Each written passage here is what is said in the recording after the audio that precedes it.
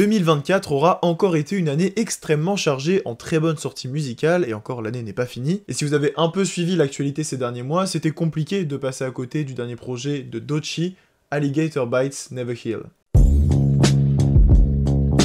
Et il faut dire que c'est une des meilleures sorties de l'année, c'est un projet qui est créatif, qui est ambitieux, qui est agile, diversifié. Vous pouvez continuer avec tous les adjectifs positifs que vous connaissez, acclamé par les fans, par les critiques, par Monsieur Tyler, the Creator en personne, rien que ça. Ce nouveau projet a permis de remettre la lumière sur l'une des artistes les plus prometteuses de notre génération. Mais du coup, qu'est-ce qui s'est passé? Pourquoi d'un coup tout le monde s'est mis d'accord sur le fait que ce projet en particulier, c'était de la frappe? Bon déjà parce que en effet, c'est de la frappe, mais je pense que l'une de ses plus grosses qualités se situe dans un domaine qui a été bien trop peu mentionné dans les critiques de l'album et même dans les retours de manière générale. Aujourd'hui, on parle de Doechii, ancienne youtubeuse devenue l'une des artistes les plus respectées de l'industrie, et de son projet Alligator Bites Never Heal, une véritable démonstration de force dans l'art du séquençage. Doechii est une chanteuse et rappeuse née à Tampa, en Floride. Elle grandit dans une famille chrétienne, donc naturellement, c'est le chant qui va très vite prendre une place importante dans sa vie, à un point où elle souhaite devenir une chanteuse de chorale professionnelle. Mais à côté de ça, Doechii grandit en écoutant du rap, son premier CD étant, comme beaucoup de personnes de sa génération, The Miss Education of Lauryn Hill, qui va clairement faire partie de ses plus grandes influences, et on le sent d'ailleurs toujours aujourd'hui dans sa musique. Donc en parallèle du chant, Doechii va commencer à rapper en posant sur du boom bap et en travaillant son style en s'inspirant des battles de rap. D'ailleurs, pour la petite anecdote, la toute première chanson que Doechii a réalisée, c'était un diss track. Voilà. En parlant avec une amie du lycée, notre protagoniste va se motiver à mettre ses ambitions de choriste de côté pour se lancer dans la musique en solo. Elle ouvre sa page SoundCloud, choisit comme pseudonyme I Am Doechii, et c'est parti, la machine est lancée. Cette période coïncide à peu près avec ses débuts sur YouTube où elle poste des vlogs, des Get Ready With Me, des Storytime, bref, Doechii était encore très loin de l'artiste qu'elle est devenue aujourd'hui.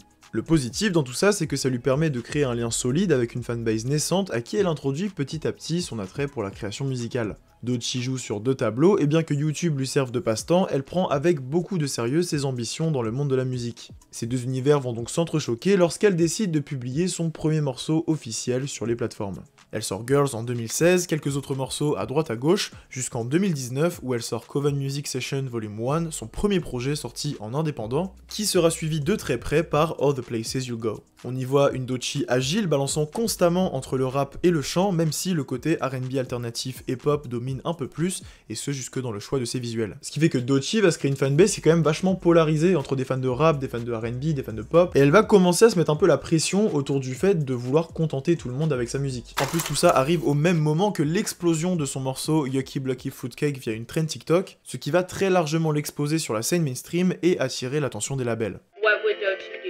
You ask and I tell. On est en 2021 et Top Dog Entertainment commence à surveiller de près la carrière de Doechii. Isaiah Rashad l'invite en featuring sur l'incroyable What You Said, présent sur The House Is Burning. La même année, la rappeuse est choisie pour faire la première partie de la tournée de SZA. Et enfin, en 2022, Capitol et TDE décident de la signer, faisant de Doechii la première rappeuse d'un roster déjà All-Star, composé de Ab-Soul, Schoolboy Q, J-Rock, Sir, SZA ou encore Isaiah Rashad.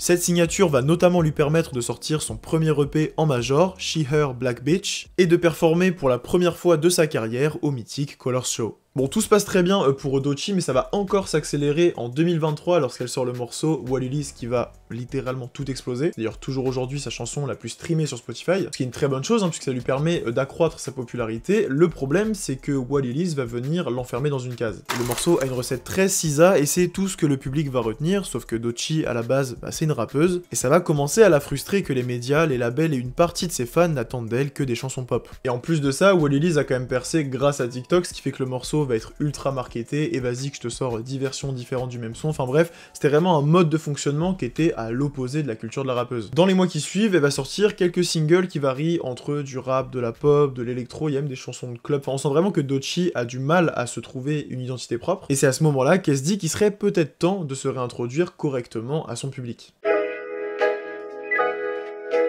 Pendant l'été 2024, Doechii se lance dans les Swamp Sessions, une série de morceaux boom bap qui affirme sa volonté de changer de cap. Elle sort Bullfrog, puis Catfish, et enfin Nissan Altima, un morceau qui va lui permettre de poser les nouvelles bases de sa carrière musicale. Le morceau est très hip-hop, le clip est beaucoup plus roots, elle s'affiche avec les membres de son label en pleine rue, et même clairement une référence à l'intro du clip de All Right de Kendrick Lamar. Bref, c'est vraiment un nouveau chapitre qui s'ouvre dans la carrière de Doechii, très loin de l'image pop et surproduite qu'elle pouvait avoir il y a encore quelques mois. C'est là que la rappeuse annonce la sortie de sa prochaine mixtape, Alligator Bites Never Heal, qui sera soutenue par un dernier single, Boom Bap, venu apporter le dernier coup de pinceau sur le nouveau tableau que Doechii essaye de nous présenter. I was really frustrated when I made that. I was really frustrated, and interestingly enough, I was kind of on this like rebellious trip, and I took a trip to Miami because I was like, I'm just gonna go to Miami and I'm gonna make the album and I'm gonna do it, and I'm just not even gonna think about what anybody else wants or anything like that.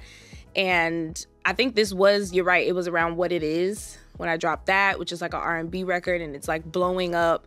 And so I just felt like there were so many voices of like, we really love when you rap, we really love when you sing, and half my fan base is like into the pop stuff, half my fan base is into the really rap stuff, and it just started to confuse me. And I just got frustrated, and I was like, you know what, I'm just gonna make a song about my frustration and just say, I can do anything. I just need to know what the hell I wanna do. There you go. That's it. There you go. And that's where Boom Bap was kind of birthed from.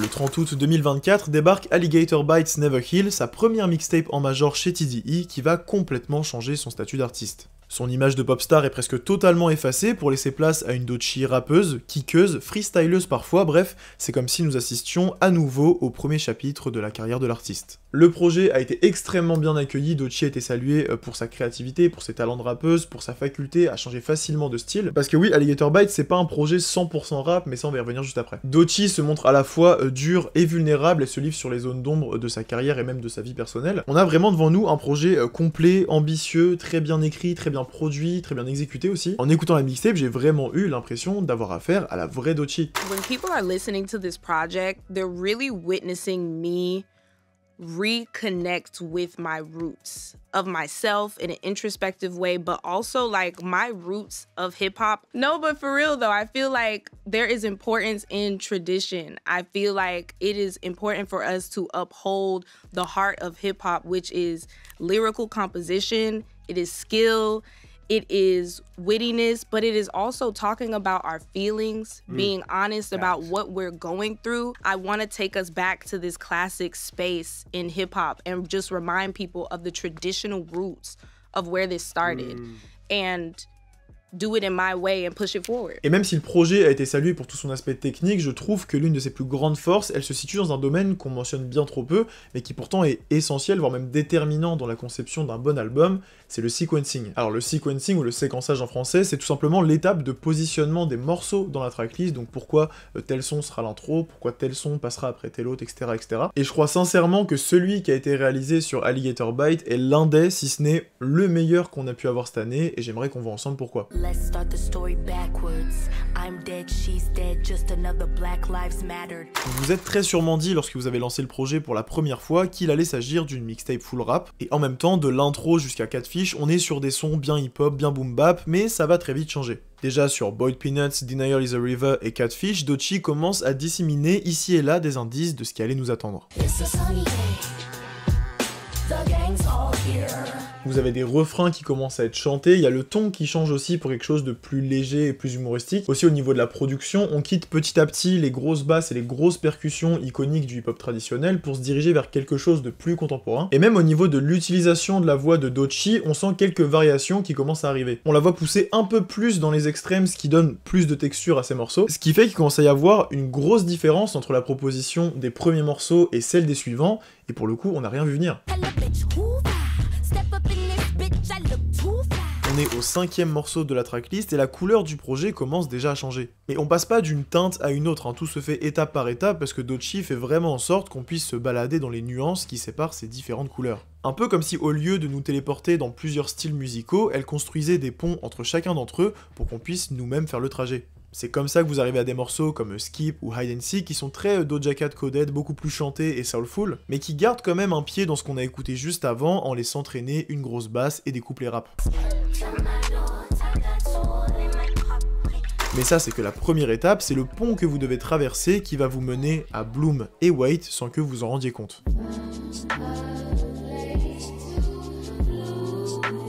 Il y a 5 morceaux, vous étiez dans un délire un peu boom bap, bien énervé, là vous êtes sur quelque chose de complètement différent, et à aucun moment on se dit que ça manque de cohérence ou que le projet est complètement bordélique. Alors évidemment, Doechii n'a pas oublié qu'à la base, Alligator Bites c'est un projet rap, donc elle va commencer à nous introduire petit à petit aux prochains morceaux hip-hop qui vont arriver. Elle le fait directement sur Wait en faisant le chemin inverse de ce qu'elle avait fait juste avant, c'est-à-dire cette fois-ci, placer un couplet rap sur un morceau R&B. Elle commence aussi à accélérer le tempo et à multiplier le nombre de percussions qui sont présentes sur la prod.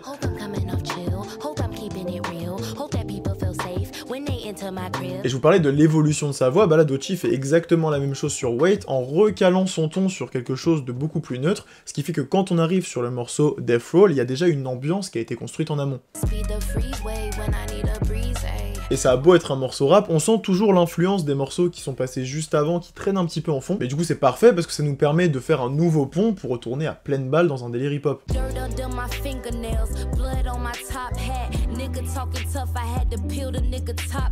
Sur Profit, on a complètement changé de registre, on n'est ni sur du boom bap, ni sur de la soul ou du R&B, on est sur un rap beaucoup plus contemplatif avec une prod qui fait un peu penser à ce sur quoi Rick Ross pourrait poser. Il n'y a pas de refrain, une construction assez linéaire, ce qui confirme qu'on est bien de retour dans un délire hip-hop bien traditionnel. Et vous allez dire que je me répète, mais encore une fois, le ton utilisé par Doechii va rechanger pour quelque chose de beaucoup plus agressif, et ça tombe bien puisque ça permet de poser les bases pour le morceau qui arrive juste après.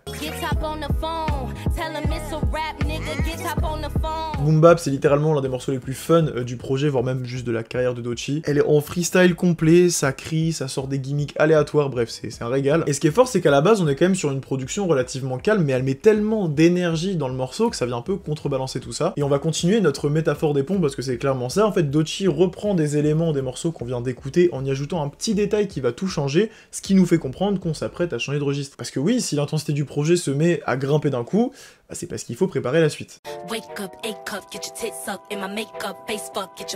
C'est là qu'arrive le single de promotion de l'album, Nissan Altima, un gros morceau rap avec une bonne 808. Le rythme s'accélère drastiquement, on retrouve une construction refrain chanté, couplet rap, refrain chanté, couplet rap, qui sous-entend que oui, on est toujours dans le hip-hop, mais on va pas tarder à tendre vers quelque chose de différent. D'ailleurs, la prod part sur des sonorités plus contemporaines que ce qu'on a eu avant, donc encore une fois, Doechii nous prévient à l'avance de ce qui nous attend sur les morceaux qui arrivent. Elle va d'ailleurs finir de construire un autre de ces fameux ponts sur Get the Fuck Out, qui garde un esprit rap très insolent, mais en face davantage sur le chant, notamment grâce à la présence de Cunt Fetish en featuring. Get the Fuck Out, ça permet aussi de temporiser par rapport à ce qui était envoyé sur Nissan Altima, mais surtout d'apporter un côté un peu cunty, boss bitch à l'album, puisque les morceaux qui arrivent plongent complètement dans ce délire.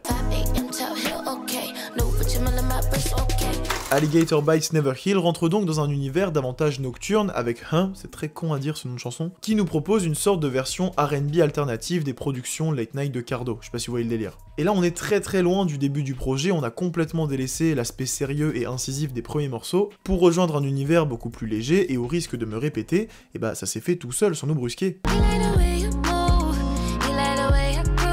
Slide, le morceau qui arrive juste après, saute à pieds joints dans ce qui avait été entamé sur enfin décidément c'est horrible. Le côté nocturne est amplifié avec pas mal de chants tout en nous réintroduisant à des couplets rap mais qui restent un peu chantés. Attention, ici on y va petit à petit. Ce qui nous amène à Fireflies, qui nous fait un mélange de tout ce qu'on a vu avant, en faisant poser Doechii sur une prod très Party Next Door, mais en conservant le chant qui permet de faire une ouverture sur l'outro du morceau vers quelque chose de plus lumineux, notamment grâce à l'accompagnement d'un clavier et d'une guitare.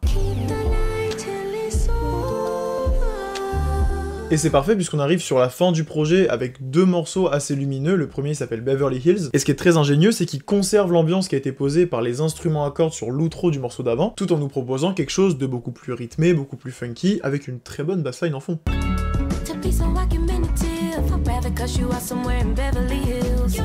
On sent vraiment que c'est le morceau qui va nous accompagner vers la fin de la tape, et c'est le cas puisque l'outro éponyme s'ouvre sur une guitare, mais cette fois-ci le BPM est plus lent, la prod est assez répétitive, et surtout beaucoup plus sombre. Il y a un peu un effet réconfortant, comme si on était arrivé à la fin d'un voyage, mais en même temps il y a quelque chose de lugubre qui s'en dégage.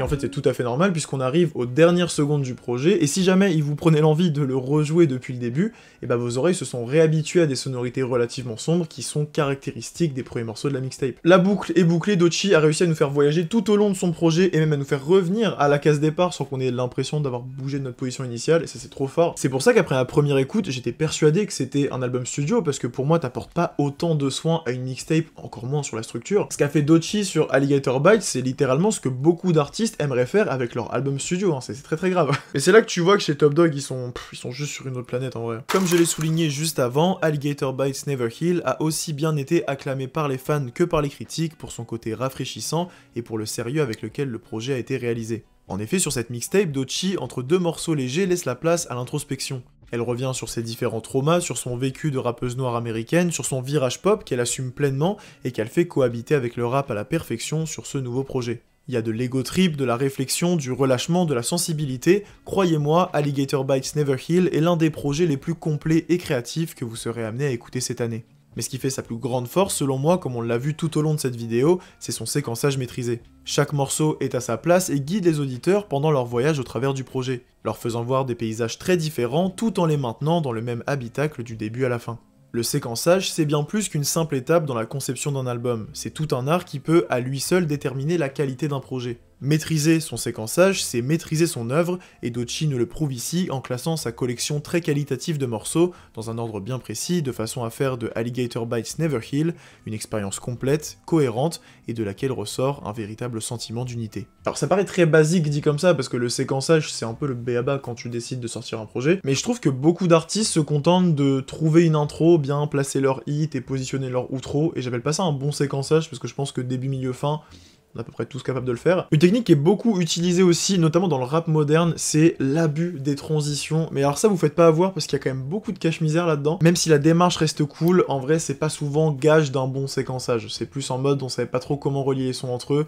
Donc vas-y, on fait une transition quoi. Là sur le projet de Doechii, on est vraiment sur ma définition du bon séquençage, c'est-à-dire une suite de morceaux logiques, bon jusque là tout va bien, mais où tout se joue dans des détails et des subtilités de production, de rythme, même d'utilisation de voix comme on a vu. C'est pas un projet qui te crie à la figure, genre regarde, je suis bien structuré, j'ai des transitions, j'ai séparé mon univers en deux parties. Non là c'est vraiment à toi de t'en rendre compte au fur et à mesure des écoutes, et je trouve ça hyper ludique parce que ça te permet d'aller un peu plus loin dans la réflexion de pourquoi l'écoute est aussi fluide, pourquoi ça marche. Et donc indirectement, ça te pousse à te concentrer sur les moindres petits détails et surtout à explorer tout ce que l'album a à offrir. Bref, il y a énormément de choses à découvrir sur Alligator Bites Never Heal, je vous invite vraiment à aller l'écouter si c'est pas déjà fait. Et d'ailleurs, je tiens à souligner que si Doechii est capable de nous sortir une aussi bonne mixtape, juste imaginez ce qui risque de se passer pour son prochain album studio.